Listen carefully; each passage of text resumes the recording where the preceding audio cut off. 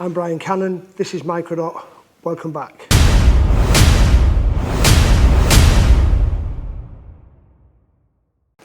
Today's video is about a very special and rare guitar, a guitar made for Noel Gallagher by Gibson in 1997. It's the Les Paul Florentine Sparkle. It's a one-off that was made for Noel and is now in the possession of a chap called Richie Moores. Richie came along to see me a while back and he brought the guitar with him. And he's going to tell us the whole story about how he came by it when he was a 19-year-old and had to get a bank loan to get it, how he had to sell it because he needed the money because he was raising a young family, how he lost track of it and then finally came across it again only to find out that the owner was deceased and had to fly to America and bought the guitar back from the deceased chap's estate. He then booked 2 seats on a plane back from America so the guitar could sit next to him so he wouldn't lose sight of it. He also goes on to tell us how the amp that he brought with it was made for Johnny Marr, which was given to Noel by Johnny, and the guitar and the amp combo together were used during the recording of Be Here Now and the Be Here Now tour of 97 and 98. The amp then went into be in the possession of Bradley Wiggins before it reached Rich. So all these tales will be told by him, alongside the fact that he brought it along so I could photograph it to do a limited edition print, which I've got here. So that's the magnificent looking guitar. The limited edition print is out tomorrow. That's Friday the 25th of March, 7 PM UK time. I'll put a link in the description below to the sale and to all our social media and website and all the rest of it. So let's see what Richie's got to say. So I'm joined today by Rich Moores, who is the owner of this one-off, isn't it? Yeah. Do you want to tell us a bit about it, Rich? Yeah, so this was made for Noel back in '97 by Gibson's Custom Shop as a one-off silver sparkle.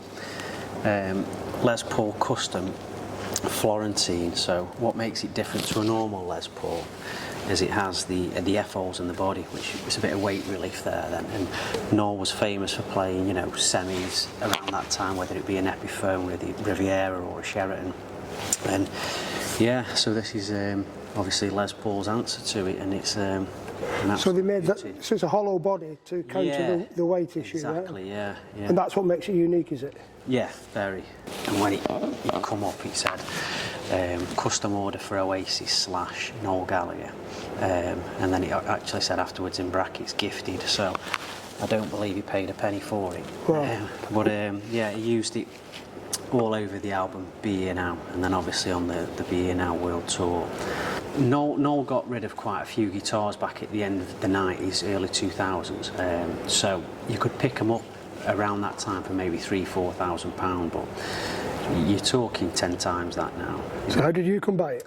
So I originally owned it straight after Noel. When he got rid of a few, they went through a guy called Rick at New Kings Road in London, and then Rick sold the majority of them to another guy called Dave Brewis at Rockstars Guitars, and Rick kept hold of this one because he knew it was the one, you know, of the batch. And then I was at a guitar show in Manchester and just walking around with a friend, and yeah, I saw the guitar. Now it was on a stand, but it had a different sticker over the top here, which if you can see on the case, that sticker is actually here now. That's a Goldie metalhead sticker, right? And that's because when Noel did the track Temper Temper with Goldie, this is the guitar he recorded it on. Okay. And obviously while he was doing the recording, Goldie must have given him some stickers, and he stuck it over that. So I've seen the guitar at the show, and I said to my friend, hey, that's just like Noel's Silver Sparkle. And this guy Rick comes over and he says that is Noel's, and I'm like, no, it's not. And he said it is, yeah. And he said, come here. So he picks the guitar up and shows me underneath the sticker you could see the original U sticker of Noel's. Right. And I was like, oh right. What is that sticker? So that stands for Underworld. Can you remember the company used to make all the merch for Oasis back in the 90s? Yeah, and that's one of their stickers. Really? So, yeah. Wow, that's bizarre. Yeah. And yeah, so I wanted, well, obviously I said to Rick, you know, I want the guitar, and he says the trouble is it's going into an auction in a week or two in the States, and he said to me, but if you give me a deposit on it, and the guitar's yours. If it reaches its reserve, then there's nothing I can do, and I'll give you your money back, you know, your deposit back. But if it doesn't meet its reserve, the guitar's yours, and you just come and get it. And I was like, brilliant. So I put a deposit on it, and anyway, this was, like I say, this is 20 years ago now, so this is when internet speeds were shocking, and you're dialing up, and I'm watching this auction, keep pressing refresh, and it's taking forever, and then I see that it didn't meet its reserve, and he set the reserve at 15,000 on it. So anyway, I rung him up the next day, and I was like, it didn't meet its reserve, Rick, you know, can I come and get it? And he was like, all right, cool, yeah, come down, whatever. I'm dead, you know, chilled out, and I was 19 at the time, absolutely, you know, buzzing. And so I put the phone down, and I was like, shit, you know, where am I going to get, you know, 9 or 10 grand from, you know? Was that how much it was then, yeah? Yeah, so I said, I need to go to the bank, get a loan. So I went to the bank and explained to the bank manager like what I was purchasing, and he thought it was a good idea and a good investment. Did you really? Yeah. Wow. And that was that. So yeah, I went down, picked it up, went straight round to Noel's house afterwards because I knew where he lived in Marylebone down in London, and I'd spoke to him a couple of weeks before at the Lowry in Manchester after the 10 years of Noise and Confusion. Yeah. And I told him I was going in for one of his guitars. So anyway, I rung his buzzer, expecting him to just talk back to me through the buzzer, and he answers the door, and he's like, you know, what's happening? I said, you know, a couple of weeks ago I told you I was going in for one of your guitars. And I said, well, cut a long story short, I said, I've got it. And he went, fucking hell, yeah. And I said, yeah. He said, where is it? And I said, it's in the car, you know, in the boot. And he went, fucking get it out. Yeah. So I go across, my brother's in the car, and I said, come on, get out, like, and we'll take the guitar. Anyway, he flipped open the case, got it out, and then he sat on this, like, little step at the front door, and he was just like, you know, just messing about on it. And then his daughter, oh sorry mate, and then his daughter, Anae, she came along, but then he also said to me as well, do you want me to sign it? And I said I don't, because I want to play and I don't want it to smudge, and I also want it to look how it does. Yeah.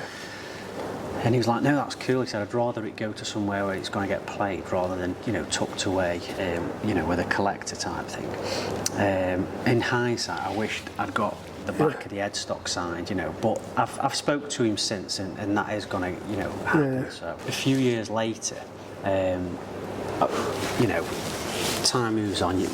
You're at home, you're starting a family with the missus and stuff, and I've got this guitar that sat there, and we needed money for, you know, certain things, and I sold it.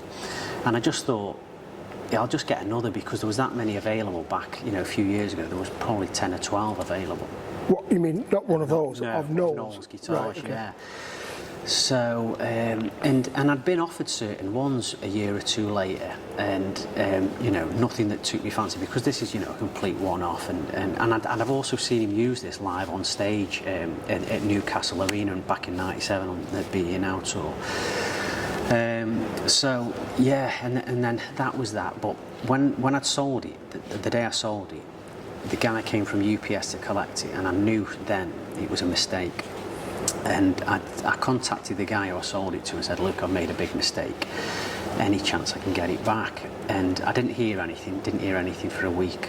Messaged him again, nothing. And then about 2 weeks later, I messaged him again, and he come back to me and he was like, hey Rich, I've received the guitar, and unfortunately I really love it and I don't want to part with it, but if I do, you'll get first refusal. So I was like, no, that's great, Mark, you know. Anyway, we stayed in contact for years, because I'd always badger him, you know, every 6 months. You know. Can I get the guitar yes, back? Exactly. Anyway, we lost contact, you know, it'd be about 7-8 years ago now. And that was through, I believe, you know, maybe things that Mark had going on in his private life. And then I put a thing out on a Gibson Les Paul forum, you know, if anybody had any information. And I'd had a couple of people try and, you know, get money out of me, basically, to say, I know where it is. If you send me, you know, $500 or $1,000, I'll tell you. And I'd always asked it to see pictures of the guitar, because, you know, I'm not just going to send money, you know, willy-nilly. And anyway, this one time I was over in because I used to race push bikes, you know, on the road, and I was racing out in Poland. The morning before the race, this text comes through, "Hey Rich, I know who's got the Florentine," and I'm like, so I said, "Can you send me some pictures?" Anyway, they sent me some pictures through, and I knew straight away, because it's a complete one-off. But then he said to me, "Can you just confirm the serial number?" And I said, if you've got the guitar, you tell me the serial number, and I'll say whether it's the guitar or not. I'd since found out that this person had contacted Rick at New Kings Road for the info to see if he knew, and Rick had said the same. He said, "Listen, there's two people who know that serial number, and that's Richie Wars or Jason Rhodes, you know, Noel's Tech." And so, you know, that kind of put me on a thing where I knew it was there, but I didn't know who had it. And I'm not on Facebook, you know, and I only did the Instagram thing through because of my cycling, and I had a few sponsors that wanted, you know, pictures put out there and so on. So I was round at my mum's house, and my brother was there one day, and my brother sat there on his phone on Facebook, and I said to him, "Mike, can I use that a second, just search for this guy?" And so I searched for him, and I'm trying to find him, and I couldn't, you know, I didn't have his surname, just knew his first name. I knew the area he was from in the States, in Kansas. And this guy pops up, and all these like obituaries on there about, you know, "I'm so sorry about your passing," and things like that. So and then the penny dropped, and I thought, this has got to be him. His page had a lot of, you know, Mancunian music on it, whether it was you know, Oasis, the Stone Roses, the Verve, and it's got to be, you know, some guy in Kansas City. So there was a message there off his niece, Elizabeth. So I contacted her through Instagram because I was on that, and explained who I was, and she said, "Rich, you know, I'm so happy to hear from you because my dad's having a nightmare with this guitar. He's had a couple of people really interested and offering a lot of money, but he doesn't have any provenance, you know, with it." And I said to her, "Look," I said, I've got all the provenance. I've got the original auction catalogue. I've got the, you know, the things from Rick at New Kings Road and so on and so on. I said, I don't need any provenance. And I know it's the guitar. Now, obviously, Gibson, if those other people who were interested, all they'd have had to have done is gone and checked with Gibson with the serial, because that would have, you know, give them all the answers they really needed. But yeah, I spoke to Mark, her father, who was in charge of the estate, and yeah, we had a good chat, you know. Oh, so the guy who had it had died? It was in his possession? Yes, Oh, wow. so it was in his possession still, and... so you bought it off his estate? Yeah, back? So his brother-in-law, Rob, who was in charge of the estate, and I said, you know, I explained everything. I showed him all the previous emails back and forth about, you know, Mark saying, you know, you'll come back to yourself, etc., etc. And then the next day he called me up and said, you know, Rich, it's yours, it belongs to you. Well, we agreed a price on it, and then he said to me, do you want to organise a courier? And I was like, no. I'll come and get it. Yeah.